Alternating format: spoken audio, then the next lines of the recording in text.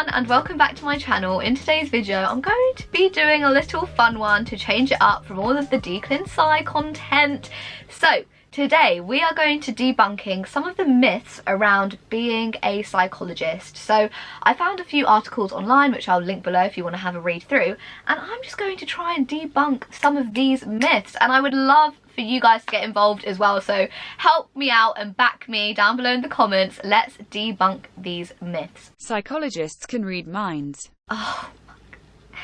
This one, every time I tell someone that I want to be a clinical psychologist or that I've studied psychology, hit me with this line, and guys, it's just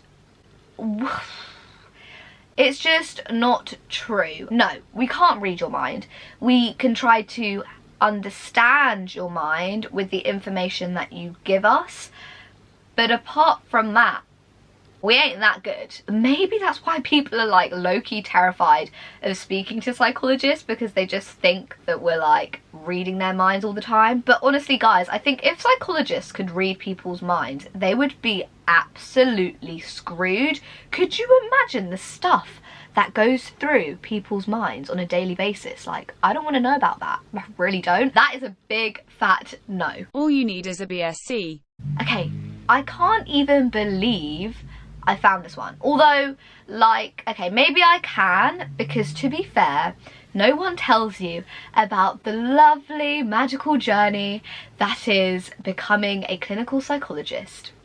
I wasn't told during my undergrad degree, so I didn't think that it was like you graduate and then you're a clinical psychologist. No, but I didn't think it was like tons of experience, you apply for the doctorate, you get rejected, you apply for the doctorate, you get rejected, you apply for the doctorate, you get rejected, then one day in the very far away future you get on, and then you have to do 3 years and then you're a qualified clinical psychologist. Like, no one tells you that. So yeah, I think that's a bloody big myth that all you need is a bachelor's. Because, I mean, could you imagine, like, young Shaz straight out of her undergrad degree? I think you definitely need all of the experience that you get, but also, like, the process is very hard, it's very competitive, and that's with all different fields of psychology, not just clinical psychology. It's quite hard to get into. And just to debunk that a little bit, so after you graduate, you need to get some experience. Some people do a master's if they maybe haven't got like the best grade during the undergrad, although I got 2-1 during my undergrad and I didn't do a master's, and I'm now going to be on the course, so you don't need a master's. But then you also, a big part of it is like getting relevant experience. So a lot of people work as assistant psychologists, a lot of people work as research assistants, people maybe do PWP training, CWP training, and then obviously qualify as both of those things and then go on to the doctorate. So the main thing is like getting experience, and then you have to go through the whole doctorate application season, which is like 7 months long, and like, Lord, I wish I was joking, but it is like 6 to 7 months long. But here we are. That is kind of the process. So after you do your bachelor's, you are not yeah, that's not all you need. You definitely need a lot more. Psychology is the same as psychiatry. Now this one I kind of can relate to. At the beginning of my undergrad, I kind of was confused between the difference about psychology and psychiatry, I'm not gonna lie, and that is coming from a place of ignorance. I will put my hands up to that. So the difference between psychology and psychiatry is that a psychiatrist is a medical doctor, so they have gone through medical school and have then specialised in psychiatry, and so that is more diagnosing and treating mental health problems with the focus on pharmacological treatment. So a psychologist doesn't really use pharmacological treatment. Well, they don't use pharmacological treatment, but there is some debate at the moment whether we should be allowed to prescribe, but that's just a different matter in itself. But psychologists normally use talking therapies or non-pharmacological methods. But if you can think of any more differences, because I'm sure there are a lot more, please leave them down below. Psychologists are experts in mental health, so they must not have their own mental health difficulties, relationship issues or problems in life. Ooh, this one gets me every time, and low-key makes my blood boil. And it's like, you wouldn't expect your GP, so your medical doctor, to never be sick, to never have a common cold, to even get cancer. You don't hold them in that way. So why do you do the same for mental health professionals? I find it's really unfair, and I think people also question how good people are at their jobs if they do have a mental health problem and they do work in the mental health field, which I just think is totally, it's unfair. We're not trained to be our own therapists, and life can sometimes get to us, and there are so many different factors. And also, when you think about all of the stuff that mental health professionals witness and have to hold for other people, it's a tough job. And so I think people need to give mental health professionals a lot more grace than they probably get, because it's a bloody tough job, and I think it's unfair to comment on the fact that someone may be having a blip in their mental health and link that to their ability to do their job. I just don't think it's very nice, because someone has actually said this to me before, and not that I struggle chronically with any mental health problems, but I can get quite anxious, like everyone. I get it. I understand that you wouldn't want to be treated by someone who was really, really physically sick, and so you wouldn't be treated by someone who is struggling really badly with their mental health, because they wouldn't be at work at that point in time, would they?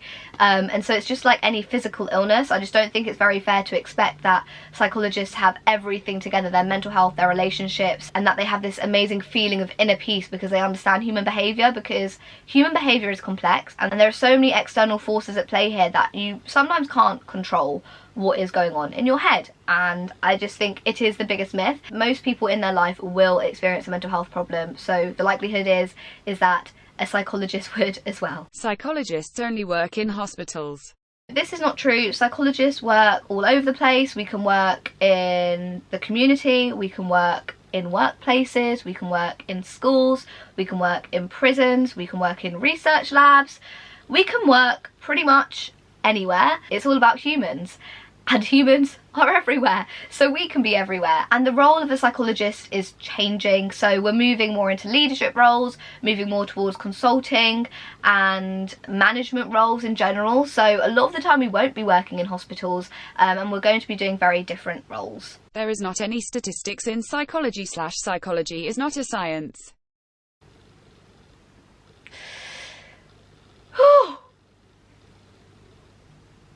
Okay. The reason why I am just so flabbergasted at this one, at these two myths actually, is just because of the hell that I have been through during these statistics exams for Declin Sci season. Yes, statistics in psychology is a thing. Yes, psychology is a science. Let's hit the first point first. So statistics in psychology, we are taught how to research. A big part of our role is to research, but also to consume research, and so we have to understand statistics. And no, we don't have to be statisticians, but we should be able to conduct basic analyses using whichever system, so that's that on that. But psychology is a science. Okay, we have to do research, but also in our process during therapy, so we will create a hypothesis maybe with the client as to why these problems have occurred, or why this mental health difficulty has occurred, and we'll hypothesize around that, and then we'll maybe test it by exploring more information, by actually doing some maybe behavioural experiments, and then we'll go back and maybe change the hypothesis or come up with a new one. So it is very scientific in that approach. But I think to say that psychology isn't a science, you probably don't know much about the profession, because we are so highly encouraged to use evidence-based practices that we have to read research, and it's a big part of our teaching and our role. Psychologists get paid to listen. This one I'm a bit like on the fence, because yes, I guess we do get paid to listen, but our roles are evolving every day. As I said before, leadership roles, management roles, and so I guess all of those roles are about listening, but also we're not just sat there with our pen and paper like doodling during sessions. Like, we're actively listening. We try to pick up on certain things. We're present in the room with you. We're not just listening to this story passively. We're using it to support the individual to maybe come to some conclusions or to explore themes further. Could be a variety of different aims for this listening session, but it's a tough one, because part of me is like, well, we do get paid to listen, because we spend a lot of our days listening, but I think it's quite reductionist to say that, and I feel like it makes it seem like we're really lazy and that we're just like gossips, I guess, which we're not, because we are listening not for our own benefit but for the clients, and so we do have to actively be aware of what's going on in the room, what they're saying, how they're acting, and also about our own behaviours and how we're feeling in that moment. So a lot of things go on kind of behind the exterior. So yeah. All psychologists are therapists. No. So I've learnt more and more about this. If you want to kind of explore different careers in psychology, then the Psychology Cast is a great podcast where they explore different roles in psychology, so PhDs, health psychology, probably counselling psychology. I know that there are many different episodes on different roles, so go check that out. Psychologists don't necessarily have to be therapists. They can be researchers, they can be writers, all different things. But I think when we think about psychology, we do think, oh, like you're a therapist. So even like lecturers and things. So psychology is very broad, but it is just like any other topic where there's this one discipline but then so many different roles that come underneath it. But even if we are therapists in some points in our lives, we might not necessarily do that for our whole lives or in our whole career.